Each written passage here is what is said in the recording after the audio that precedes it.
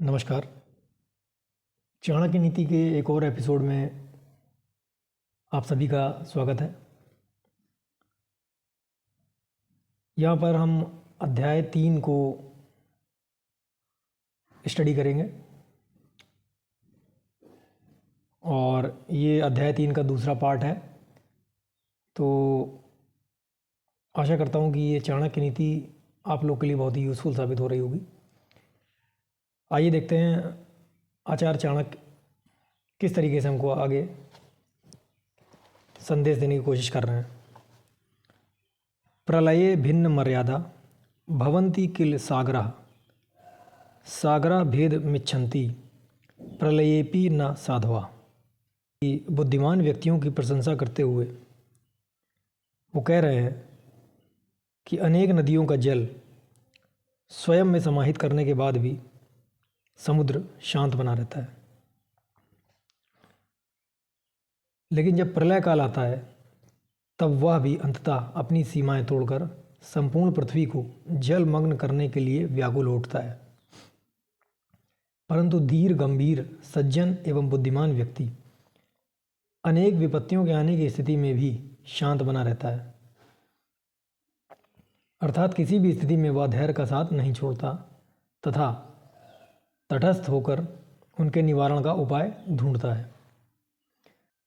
तो यहाँ पर आचार्य चाणक्य हमको बुद्धिमान व्यक्तियों के गुणों के बारे में बता रहे हैं कि वो हर परिस्थिति में धैर्य बनाए रखते हैं और किसी भी परिस्थिति में अपनी विवेक और बुद्धि को नहीं छोड़ते हैं और हर समय सॉल्यूशन ओरिएंटेड होकर ही कार्य करते रहते हैं। प्रॉब्लम्स में फंसने की बजाय सॉल्यूशंस को ढूंढते रहते हैं। एक और श्लोक में चाणक्य बताते हैं, मूर्खस्तु परिहर्तव्या प्रत्यक्षो द्विपदा पशु विनति वाक्यशल्येन अदृष्टा कंटको यथा। यहाँ पर चाणक्य बता रहे हैं कि मूर्ख व्यक्ति दो पैरों वाले पशु के समान होता है। उसे ना तो उचित अनुचित का ज्ञान होता है और ना ही उसे कुछ समझाया जा सकता है। अतः ऐसे मनुष्य का अति शीघ्र त्याग कर देना चाहिए। जिस प्रकार पैर में घुसा कांटा दिखाई न देने पर भी भयंकर पीड़ा पहुंचाता है, उसी प्रकार मूर्ख व्यक्ति द्वारा कहे गए मूर्खतापूर्ण वचन निरंतर सज्जन मनुष्य को भेदते रहते हैं। तो चाणक्य यहाँ पर ये बता रहे हैं कि कोई भी ऐसा व्यक्ति आपके आसपास यदि है जो स्टूपिडिटी कर रहा है या मूर्खतापूर्ण बातें आपसे कर रहा है, तो उससे आप दूरी बना लें, वरना आपके लिए वो समस्या और टेंशन का सबब बन सकता है।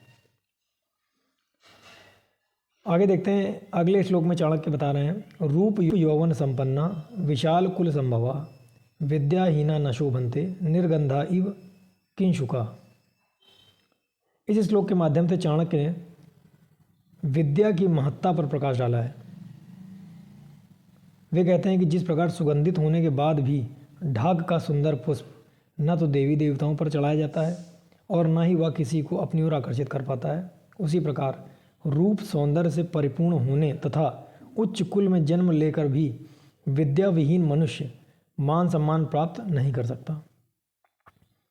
रूप सौंदर्य धन संपत्ति बल उच्च कुल एवं यौवन, इनकी शोभा बुद्धि और विद्या द्वारा बढ़ती है और बुद्धि और विद्या के अभाव में मनुष्य ढाक के फूल के समान हो जाता है। अर्थात आचार्य चाणक्य यहाँ पर बुद्धि और विद्या पर बल दे रहे हैं और उसी को सभी गुणों का आधार बता रहे हैं।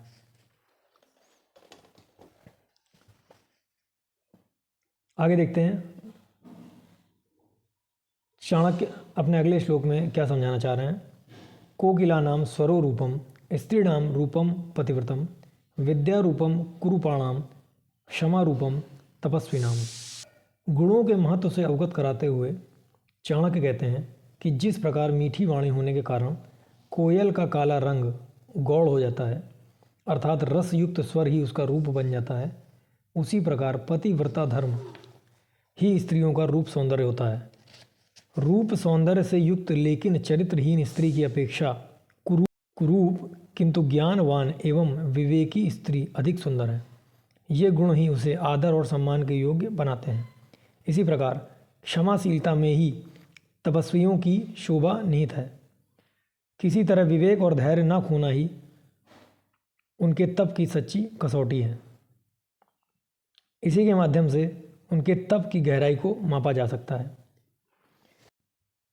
इसके बाद अपने अगले श्लोक में आचार्य चाणक्य हमको समझाने की कोशिश कर रहे हैं।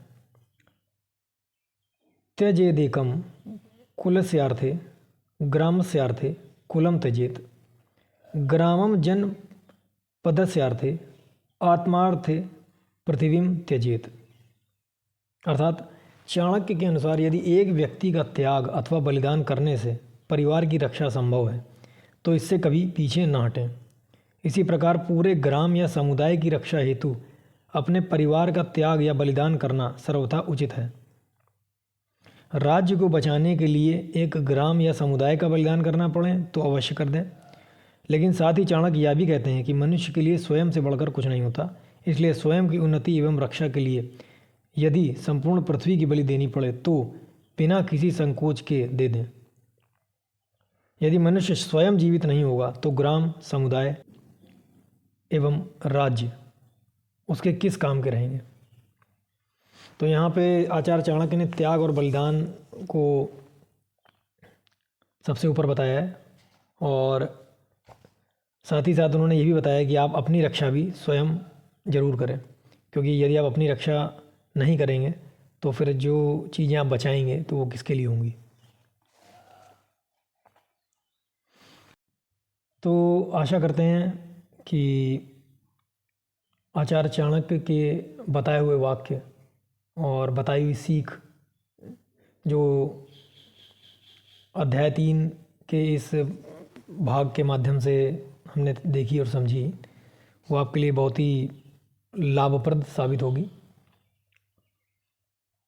और यदि आपको इस तरह की सीख अच्छी लग रही है और आप चाहते हैं कि और भी लोग ये सीख से लाभान्वित हों तो इसको अधिक से अधिक शेयर कर दीजिए और चैनल को सब्सक्राइब कर लीजिए, ताकि भविष्य में और भी ज्ञानवर्धक वीडियोज़ हम आपके लिए लाते रहें।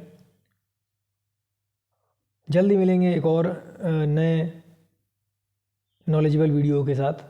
तब तक के लिए धन्यवाद। नमस्कार।